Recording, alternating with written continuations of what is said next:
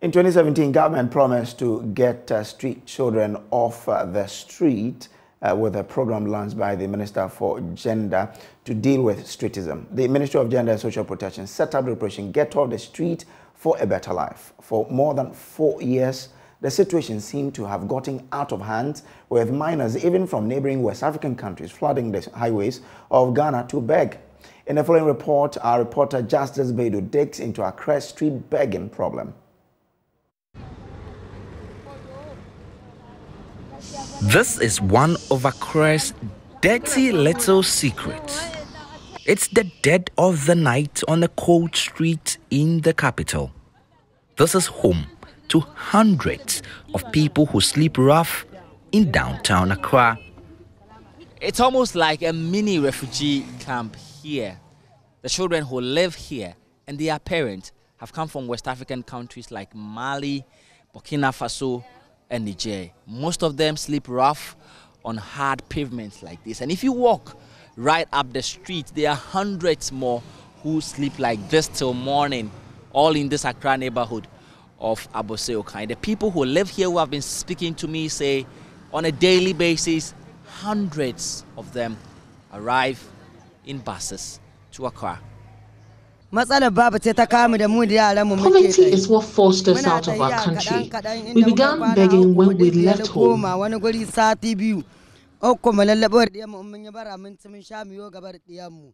We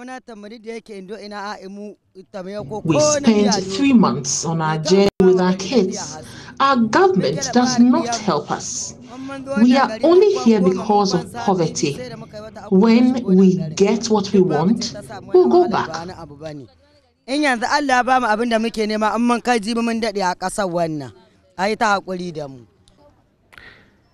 Habibu Ademu is 10.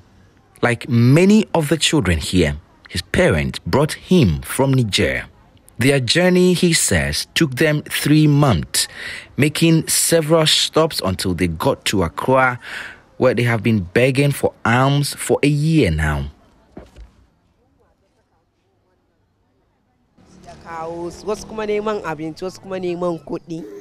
Some came for food, but others are also looking for more. For me, I wished I could go back to school, but we can't afford it. This is the reason we came to beg. We have been here for 2 weeks now. If my mom had money, she would have educated us. There are some beggars who want to make money from begging, to even build houses, but ours is just to feed and go back to school.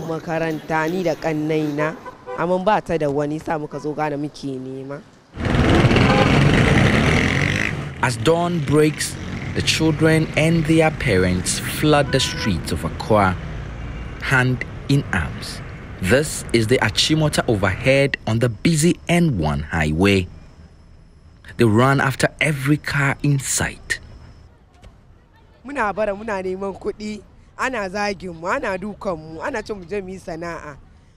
beat us every day on the streets. They abuse us.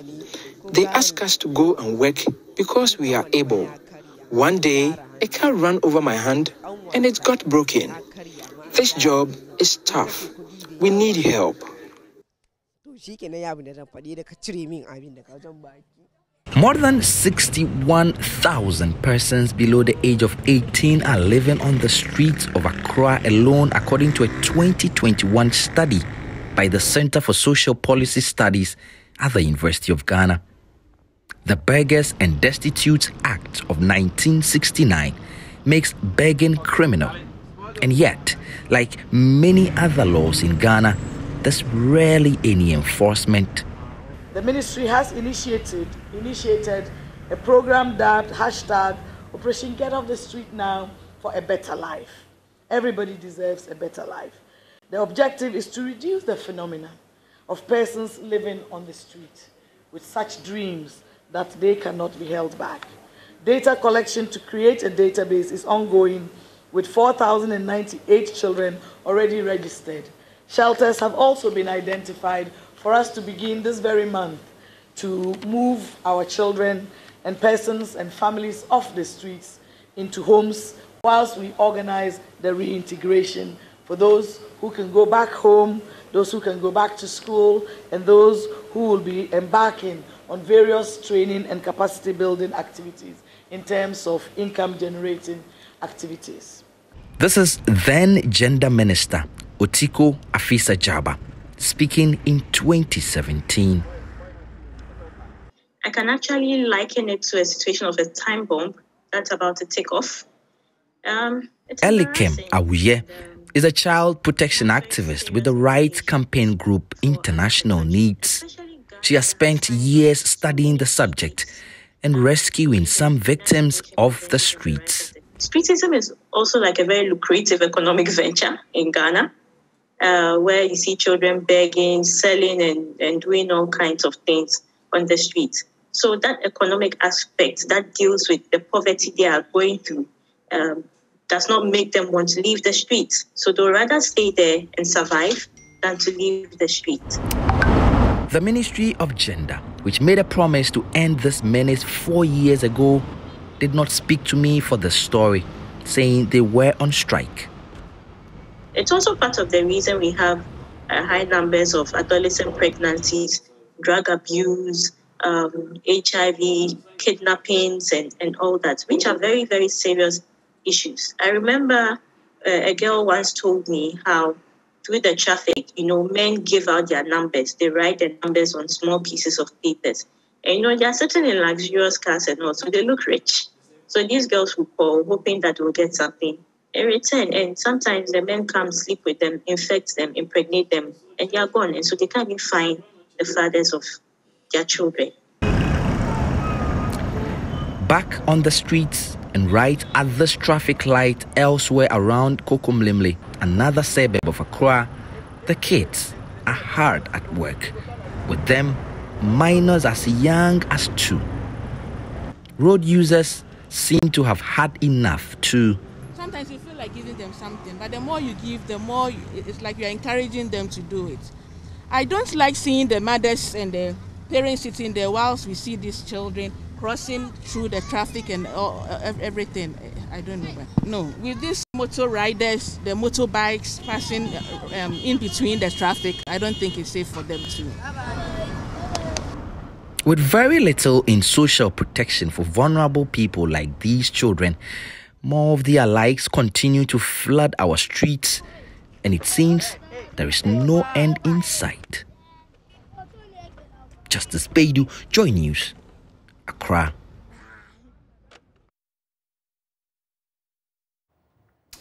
So that's the work by Justice Baidu. We have Mr. Bright Appiah joining us on phone. He is with the Child Rights International for us to look at the impact of this and how to deal with it. Mr. Appiah, good morning. Thanks very much for your time. Good morning. Great. Now, first of all, what do you make of this issue we have on our hand where we have these young kids on the street of Accra? Well, it's a national security issue, and also the issue of the extent to which the state is interested in protecting the right of destitute and vulnerable children. So that is the kind of picture that it paints to all of us. Mm. What do you think has been the issue for which we have not been able to move these kids from the street as the government promised 4 years ago? I think that it's a matter of commitment. The numbers on the street as at 2012 was a manageable number that the state can easily decide to find alternative in providing care for these children, which we failed to do that. And that also made it possible for other people to find interest in conducting activities on the street, either by using children to beg or forcing children to be on the street, or on the basis of medical grounds. People get on the street to do that. So now, if you pick every major traffic light in Accra, you will see between 5 and 7 children on the average on the street. And that has also made it a bit difficult for the state to have a comprehensive program to deal with that because of the numbers. Because if you look at what we need to do to be able to deal with this, has been clearly stated by the law. First, the law calls for the state to have shelters for these children, and then clearly have a plan to provide some services for them, especially when it comes to the issues of medical care, and then also their education and all that.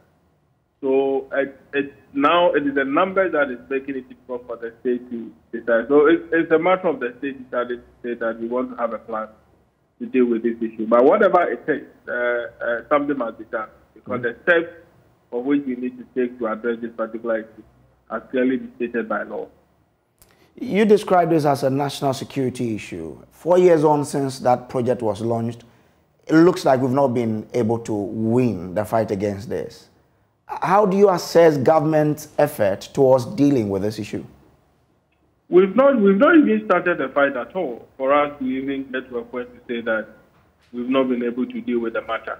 So the state apparatus is finding it difficult to touch it because they don't know the extent to which the damage is and how they'll be able to deal with it even when they find themselves in the middle of the sea.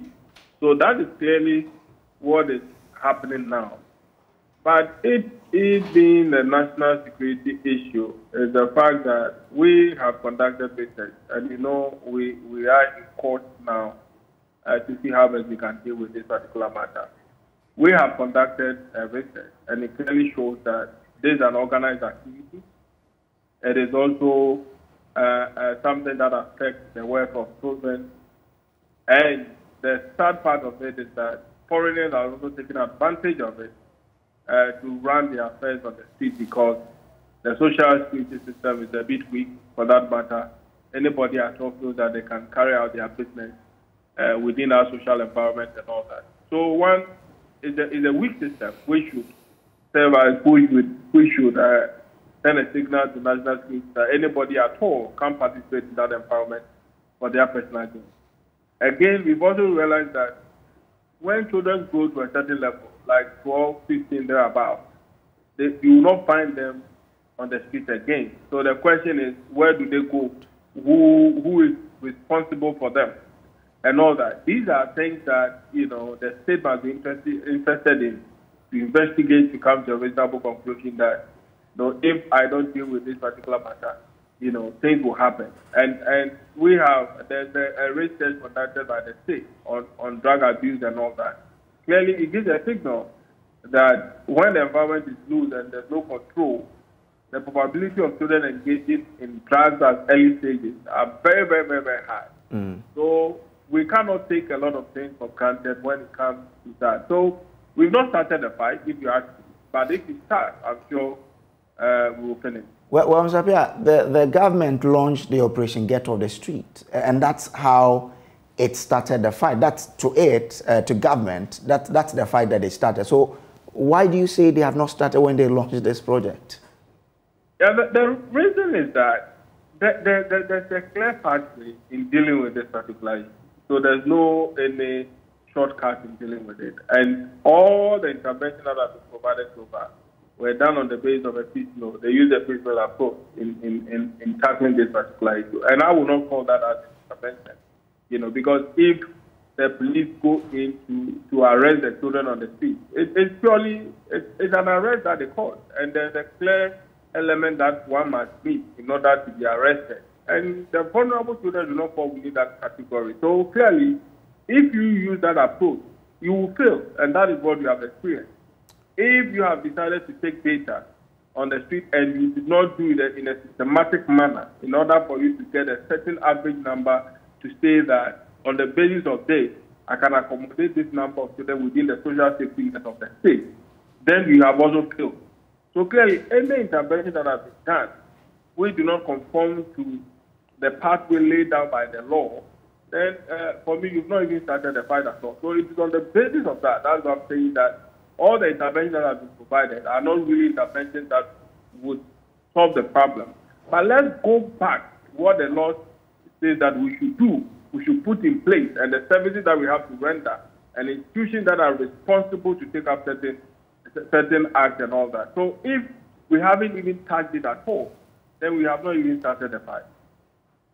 I guess government should have this knowledge that you have in terms of what the law says we should do. So if government didn't do that, why do you think was the reason why government didn't start from how the law wants or the law prescribes how this problem should be tackled? Yeah, that is an irony for me too. As a social worker, I find it a bit difficult that to understand the position of government, knowing that the very law that you have enacted, it is very difficult for you to follow in dealing with some of these issues. So, for me, I don't know what is going on in the minds of the state in terms of what they want to do with our social structure, So, it's a bit difficult for me to even go into the mind of the state to even answer the question that you've asked me. But what I know is that per the act that they put up now, it seems to me that they are not following the due laid out processes in dealing with this particular matter. And it is up to us to draw the attention that what we need to do is in the Children's Act, what we need to do is in the Beggars and Destitute Act. So if there's any reference at all that they want to make in dealing with this particular matter, they should visit these two documents and they will be able to deal with it. And what even makes it easy is that now there's a policy on family, social and family welfare, which it clearly gives a certain indication as to how we should even run some of these things in addressing social issues and all that. So we should go back and look at all these documents. And for me, if you're able to do so, we should be able to address issues of citizenship. All right. Thank you very much, sir, for joining us. Mr. Bright Appiah is the Chief Executive Officer Chief Executive for the Child Rights International.